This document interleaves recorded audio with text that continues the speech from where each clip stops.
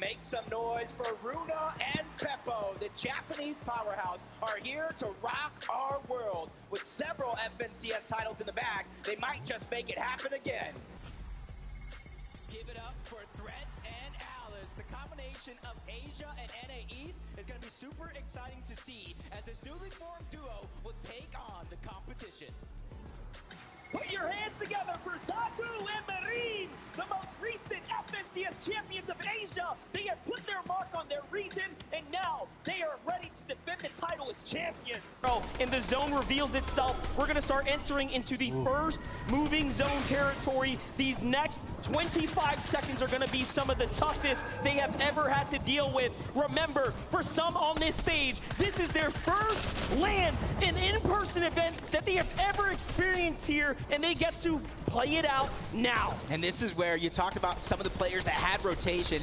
It is going to be so important. You see where the zone pulls. There's different elevations that these players are going to have to traverse through. If you don't have any sort of rotation, you're going to have to figure out how to recycle it. Otherwise, you're going to be living a nightmare.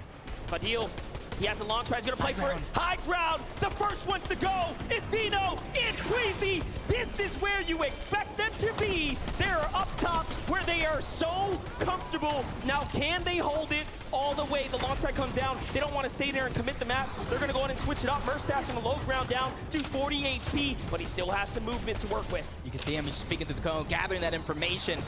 He has a launch pad as well. He can easily try to find his way through, but there's so many players stacked all around him. They don't want to make it easy, but 28 above the damage threshold. He's not only looking for the perfect rotation, he's looking for some players to put some shots on, but a high ground goes over to Peppo. Whoa, Asia on height now too. This is big. That's something you did not expect, but Vino and Queasy are now looking up. They decide to go for it. They land on top of Asia, and it's all or nothing now. Vino fights for it. The wall gets edited. It's not quite his. It's a battle on all fronts here. Can they win it off? And he does just enough. Vino and Queasy have managed to fight back for high ground in the first game of the FNCS Invitation. Yep, and there goes a saw to the feed. Vadil and Janice, their run came to an end. Vico picking up Anas and Merstash. Whoa. Two different players as Alice is trying to break through. 118 below the damage threshold. He knows he cannot stay in one place too long, trying to reunite with Threats, but he goes down as well. Storm Surge really eating these guys alive. Alice has to do something, but the options are so thin. He doesn't know what to do. Finally finding one player, puts the shot on. Storm Surge still going wild. He's below, but that Siphon coming through just in the nick of time to keep him alive. He is alive. He takes down the run, steps into the zone, and look at this. A huge pickup now. That's going to buy him more time. That could be the absolute difference. Meanwhile, Seti and Cammy playing their game. Pamstu and Fash still alive as well. High ground has Queasy and Vino. Low ground has Chicho and Trulix playing and leading the front side of zone. There's not a player in sight.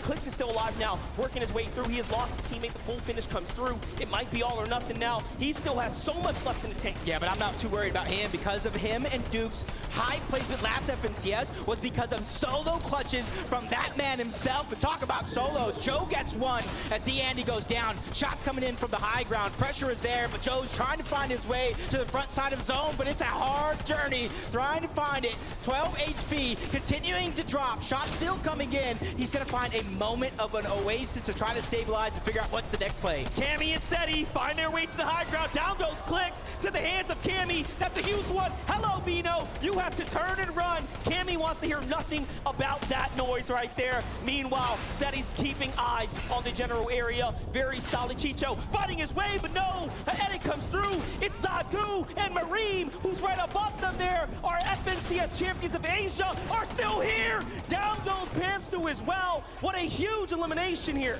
The top 7 duos alive. 11 players total left in this game. One of them being Seti and Cammy towards the high ground. The analyst desk called it. These guys don't play too many early game fights. They wait for this end game and for every opportunity. But Acorn, he's trying to sneak some extra points. He has the med miss sitting in the zone. Vino doing the same, but he's almost all out of opportunity. This is absolutely what you expect of the best players in the world coming together for this invitational here to have this opportunity to step up to the plate, represent for your region. This is what it's all about. Vino by himself, just working his way, ratting his way through the build. Acorn is as well. There's a set of major points separating them. Vino looks to high ground. He says, I'm not going to allow you to just sit there and focus me. Trulex is meanwhile in the low, looking for something to do here, turning builds into Chrome. Remember, he can slip through any one of these now, becoming desperate.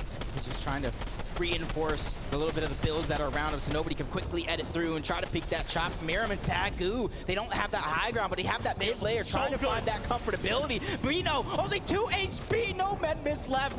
He's gonna have to try to find a siphon here, but no, he gets dropped. Acorn finds another one from the outside of zone. 7 elims for Mareem and Zagu, representing for Asia here, looking great. Meanwhile, Yumi and Cool are getting one step closer now to taking this fight. A huge shot out to Mareem. He's gonna feel that one as he plays defensively, but Zagu is here to back him up. They're going hand in hand. The fight breaks out. They clap back. Down. Oh my gosh! Cool steps up to the plate. We are now down to 3 duos in the end game, 2 solos and a duo up top. Carrying that momentum from last season's FNCS, but he has so much more work to do. Seti and Cammy, the only duo left in the game, is Acorn staying alive. Still 4 eliminations on the back of Cool, trying to find his way through. But there's, like I said, there's only 1 duo team, and they have the high ground and the recipe for success. You cannot write a better story for becoming legends. Seti is fighting back. Cammy is fighting back. They're looking to get inside. There goes the Elam they were looking for. Just 1 player separates them, but Acorn will not survive. And Seti and Cammy take game number 1.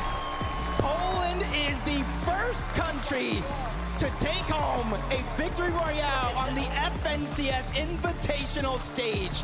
These guys have came to play through and through. What a fairy tale beginning for these absolute veterans, GOATs, some of the hardest workers we have ever seen enter into the ecosystem, becoming legends. Seti and Cammy must be absolutely proud. Acorn and Edgy, they were just incredible. Wait for Acorn to truly step up to the table there and clutch this one out. And he said it, put me in the best lobbies, I will put up the numbers. Yeah, and for him, that's a little bit of a success, even though he didn't get the... So good. 7 eliminations there in that game with a 41 total point. Now, this is just out of game 1. And I mean, consider, we kind of talked about it. They're contesting Commandment and Avery over in Rave Cave, and they were allowed to leave Rave Cave. Yeah. 100%. You know, I think that that's pretty much what we can expect, but something that I did not expect, and my eyebrows, they went up, right? I raised them. That stat sheet right there.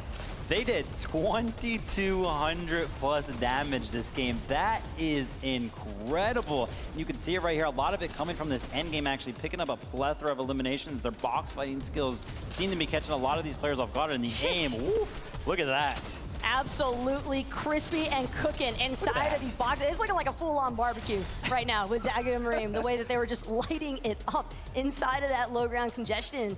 Not only that, but I just love seeing how poised they are after that finish. They have not lost sight by any means. They know exactly what's on the line here as far as regional representation is concerned, and you absolutely... game, they went down a little bit early, like, for example, Aqua and Reason, Jason and Chabex also went down a little bit early, so it could change big time. You know, we also saw... to have to quickly adapt to your partner.